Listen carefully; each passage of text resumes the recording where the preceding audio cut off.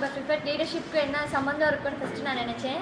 ஆனால் அதுக்கப்புறம் அந்த கேம் மூலியமாக நீங்கள் சொல்லிக் கொடுத்த விஷயங்கள் மூலியமாக தான் தெரிஞ்ச தலைமைத்துவம்னா இப்படி இல்லை, கேம் மூலியமாகவும் சொல்லிக் கொடுக்கலாம், நம்மளுக்கு ஃபன்னாகவும் சொல்லிக் கொடுக்கலாம்.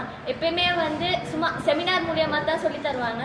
கேம் மூலியமாக ஃபன் மூலியமாகவும் எங்களுக்கு வந்து லீடர்ஷிப் ஒன்று சொல்லிக் கொடுக்கலான்னு சொன்னது நீங்கள் தான். அதுக்கு ஃபர்ஸ்ட் ஆஃப் ஆல் தேங்க்யூ. இந்த லீடர்ஷிப்லேருந்து நான் வந்து லேர்ன் பண்ணிக்கிட்ட விஷயம் என்னென்னா, அடுத்தவங்களோட பேச்சையும் நாங்கள் ஃபஸ்ட்டு மதிக்கணும். நான் மட்டும் இருக்கலாது, எங்கள் டீம் என்ன சொல்லுதுன்னு நான் ஃபஸ்ட்டு கேட்கணும். லாஸ்ட் நடந்த கேமில் எங்கள் டீம் சொன்னதை நான் கேட்டனால தான் வின் பண்ண முடிஞ்சிச்சு. ஸோ உங்கள் டீம் சொல்கிறதே நான் கேட்டு ஒரு லீடர்ஷிப்பாக இருந்து டீமாக ஒர்க் பண்ணணும். செகண்ட் விஷயம் வந்து டைம் மேனேஜ்மெண்ட்.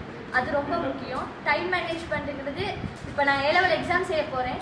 ஸோ எனக்கு டைமுங்கிறது ரொம்ப முக்கியம். அதை இந்த லீடர்ஷிப் கேம்ப்லேருந்து நான் லேர்ன் பண்ணிக்கிட்டேன்.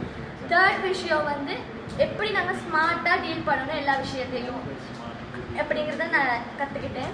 அடுத்த விஷயம் வந்து ஒற்றுமை. எங்கள் ஃப்ரெண்ட்ஸ் நாங்கள் எல்லாருமே கேங்காக இருக்கணும். கேங்காக இருந்தால் தான் ஒரு விஷயத்த ஒரு ஒர்க்கை வந்து செய்ய முடியும். அதை வந்து நான் கற்றுக்கிட்டேன். Thank you so much.